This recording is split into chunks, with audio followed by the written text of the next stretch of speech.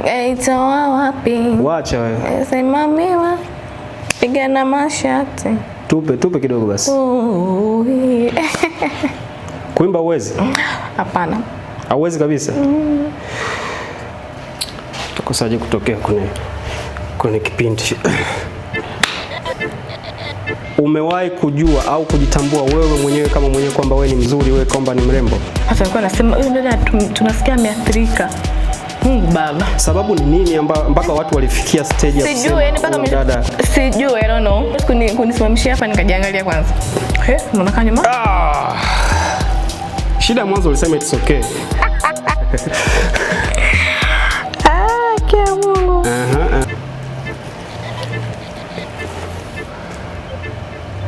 Karibu tena kwenye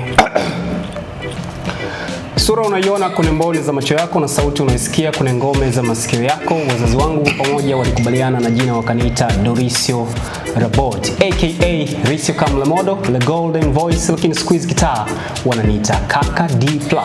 Karibu tena kwenye story za Risio.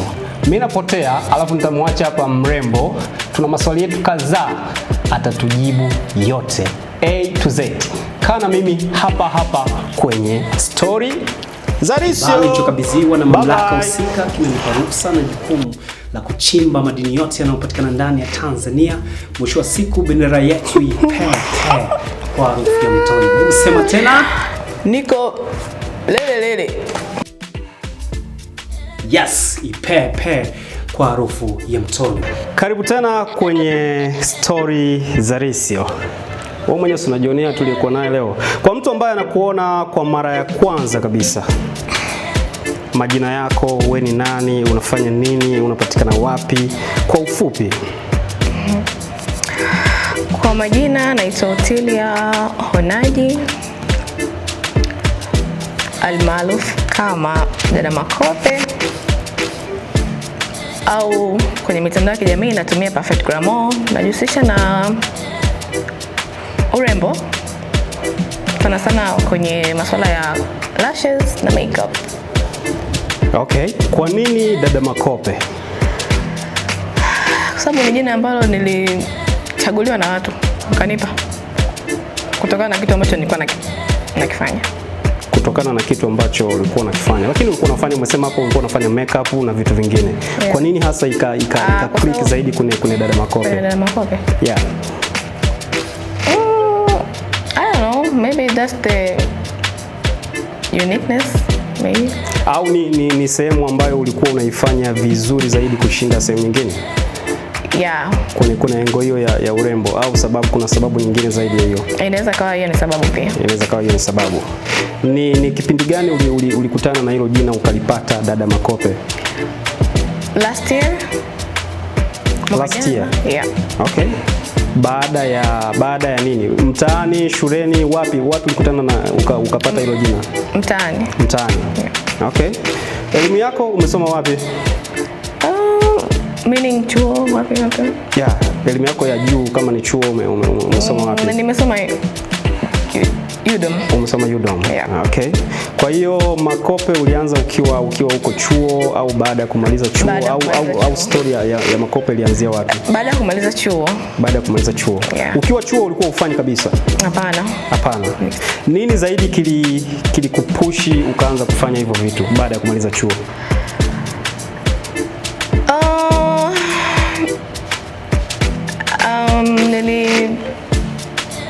I just figured out kwamba nilipokuwa chuo nilikuwa nimeweka nguvu nyingi sana kwenye makeup, lakini baada ya hapo nikasema tu like watu hawapaki makeup kila siku mpaka itokee special occasion.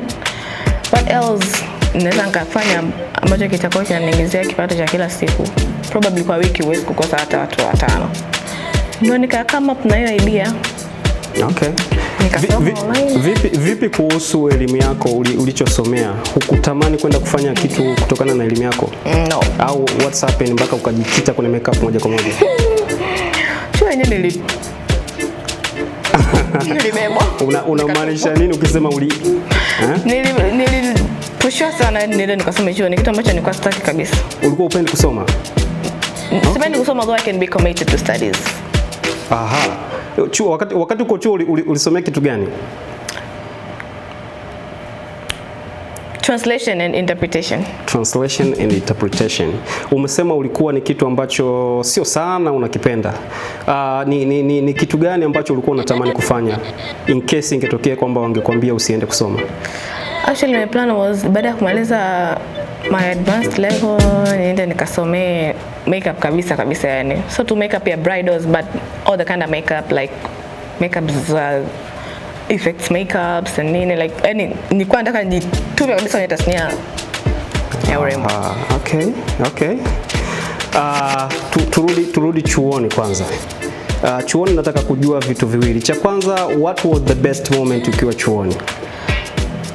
The best moment was pale ambapo nilikuwa napata tenda za watu kwa paka makeup na baada hapo ananipa compliment nzuri. That was my best moment. Na hiyo ulikuwa unafanya ukiwa mwaka wangapi? Since nimeingia pale mwaka wa kwanza. Since umeingia mwaka wa kwanza. Ilikuwa inakuya vipi kufanya kazi, kuingiza kipato then wakati huo ukiwa bado unasoma na kitu ambacho unasoma ni cha tofauti? Ugumu ulikuwa ni upi, urahisi ulikuwa ni upi? Kulikuwa hamna ugumu wote. Kulikuwa hamna ugumu wote. Yeah. Okay. Kwa hiyo ulikuwa unaweza kumanage masomo wakati huo pesa inaingia. Okay. Iko cha kwanza. Cha pili, what was the worst moment ukiwa chuoni?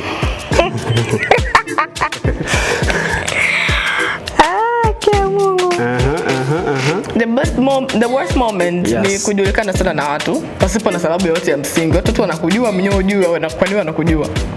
Lazima kuwe na sababu. Watu ambao wanafahamika zaidi chuoni lazima kunakuwa na sababu. Mimi basi sijawahi kujua nini sababu. Ukuwahi kujua sababu? Hapana. Ni kitu gani sasa stories zile za mtaani zilikuwa ni stories aina gani? Story mbaya bila najishaua, sijui na nini. Yaani mambo tu mabaya. Mabaya. Mbali na kujishaua, kikubwa zaidi, what was the worstest? The worst. Sijui ni scandal, sijui ni stories, sijui ni nini. Watu walikuwa wanasema huyu dada tunasikia ameathirika. Mungu Baba. Sababu ni nini mpaka watu walifikia stage ya kusema dada? Sijui, I don't know. Yaani mpaka kuna mwaka nilikuwa sijui ni mwaka 3 ndio nikapata mtu sijui ka boyfriend changu. Tukapelekana hadi hospitali kupima. Negative ila bado. Yaani nitamani nichukue ile majibu na yabandike barabarani sio wapi kila mtu aone. Au mitoko ilikuwa mingi sana nini wakati uko chuo? Haikuwa mingi. Viwanja, mitoko nini? Kwa hiyo kulikuwa hamna sababu yoyote. Yaani hakuna speed damu. Au ni hiyo rangi ya mtume? I don't know, probably. Okay. Tuachane na turudi mtaani. Baada ya kumaliza chuo ukasema ukaingia mtaani. Sawa. Kwa hiyo makeup ulikuwa umeshaanza ukiwa chuoni kwa maana hiyo. Sio kwamba ulianza baada ya kumaliza. Okay. Kwa hiyo ulivyorudi mtaani ni ulifungua ofisi yako au WhatsApp? Hapana, nilikuwa kwenye I really going to talk about this. Kwa nini hutaki? Kifupi tu. Kwa nini? Ulikuwa kuna kabla sijamaliza chuo, kipindi ndo nakaribia kumaliza chuo. Okay. Kwanza nilipataga kazi. Before hujamaliza chuo? Yes. Katikati ya ule mwaka wa mwisho wa 3. Okay. Nilikuwa ni kampuni ya ilikuwa Arusha huko. I was busy going kwenye hiyo kampuni. Hapo kwanza. Uliwezaje wewe wakati unasoma UDOM then umepata kazi Arusha? Sijui hata ile opportunity na power nilitoa wapi. I can see kwamba kweli ulikuwa popular. Yeah. Tuendelee. Kwa hiyo after that nikaenda Gada, nikaa kwenye hiyo kampuni for some time, ila nikajaga nikaacha kwa sababu I had to come back Dodoma kwa ajili ya graduation yangu. Ilikuwa ni kazi gani? Ilikuwa ni kampuni, so I was managing the company. Okay. Sawa. Let's back to story ya makeup hapo. Ambapo umesema kama hutaki kuongelea hivi. Ulikuwa kuna ofisi ya mtu ya kwako? Yeah, nilikuwa kwa mtu. Ulikuwa kwa mtu? Yes. Okay. So ulifanya kazi kwa muda wa almost miaka miwili. Miaka miwili. Baada ya hapo nikaona nijisimamie mwenyewe. I think it's all the matter of time. Okay, so kwa sasa ofisi yako iko wapi? Unapatikana wapi na unafanya huduma zipi na zipi? Napatikana area D. Okay. Karibia na Club 44. Shughuli yangu ni ile ya kope na makeup. Kwa nini mtu asiende kwa mtu mwingine aje kwako kwa huduma hizo hizo? Kwa nini mtu aache kwenda kwa fulani aje kufanya kwako? Ni machaguo kwa wao wanao. Wewe sasa kama mfanyabiashara, yani kwa nini mimi nisiende kufanya makeup au hizo lashes kwa mtu A nije kwako? Kwako kuna kitu gani cha special zaidi kitachonifanya mimi nije kwako? Because naamini I'm doing the best thing. Okay. Yeah. Over all the people. Hicho tu?